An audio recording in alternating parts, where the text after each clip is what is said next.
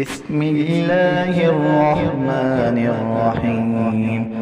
آمن الرسول بما أنزل إليه من ربه والمؤمنون كل آمن بالله وملائكته وكتبه ورسله لا نفرق بين أحد من رسله وقالوا سمعنا وأطعنا غفرانك ربنا وإليك المصير.